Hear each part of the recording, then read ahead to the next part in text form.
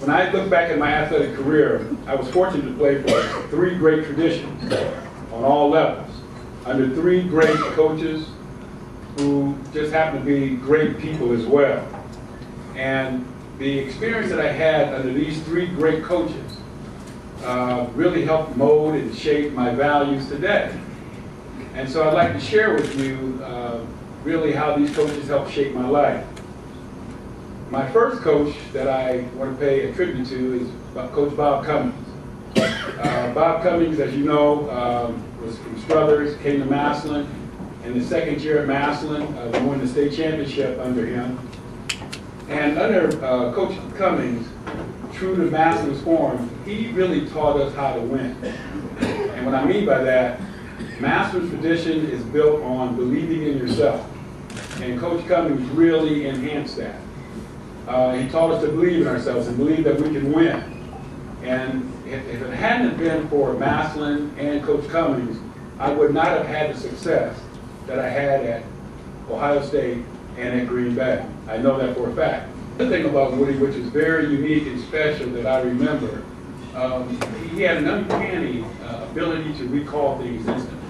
When he was recruiting me, that year that he was recruiting, as I mentioned earlier, my father had passed.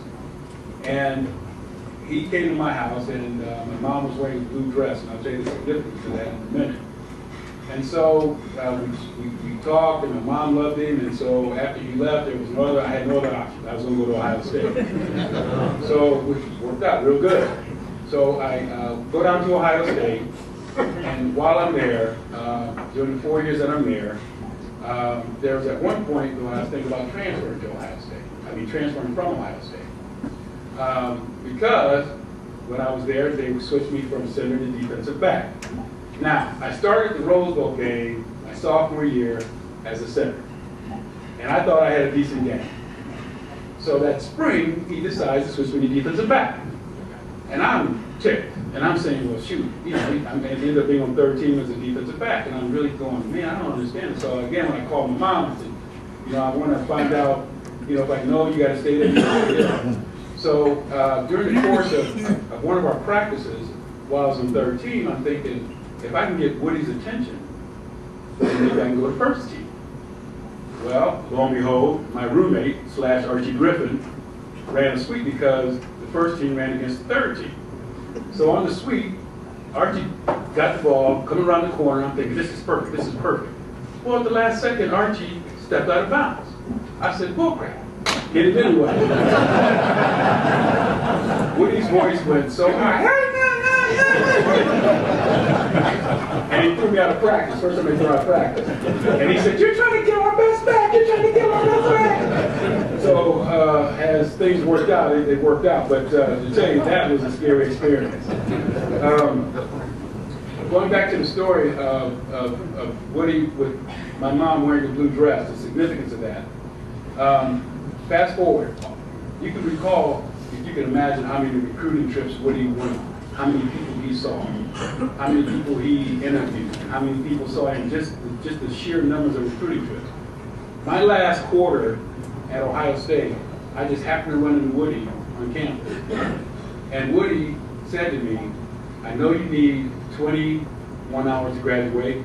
I remember your mom was wearing a blue dress, and I was in her kitchen, and I told her that I would do everything I could to make sure you graduate. You go ahead and make sure you take those 21 hours and graduate. He knew how many hours I needed. He recalled that conversation with my mom 4 years later. That made a big impact on me, and I graduated on schedule. And a lot of that was because of what he telling me right then and there. That's a promise you make to your mom.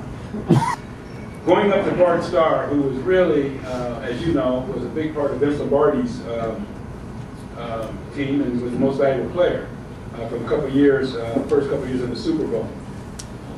My experience with Bart Starr, who was an incredible person, it was just incredible.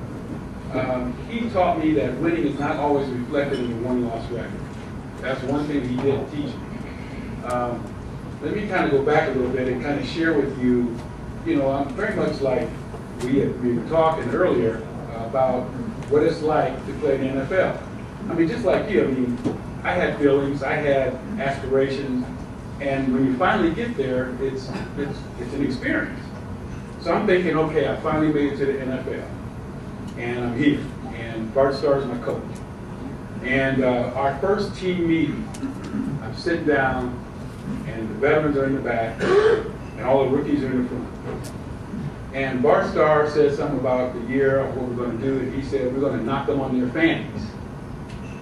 Now, Bart didn't cuss, he was a Christian, and I respected and all that, but he used the term fanny. In the back of the room, the veterans are saying, what did he say? He said, what? I said, fanny, fanny, fanny. So I was thinking, I don't know if this is going to work out, because I'm hearing these guys saying, he's using words like fanny to go out there and get you motivated.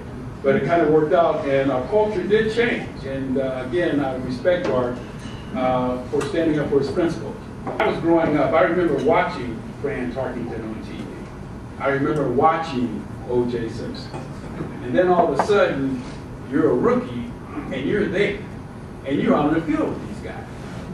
And I remember playing against O.J. Simpson. That may be a sore subject a little bit with me, but I remember playing against O.J., great ball player. And I'm thinking, I just tackled O.J.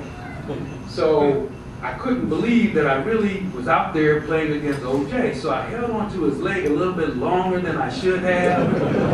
And I remember him looking at me going, okay, you can let it go now. Let it go now.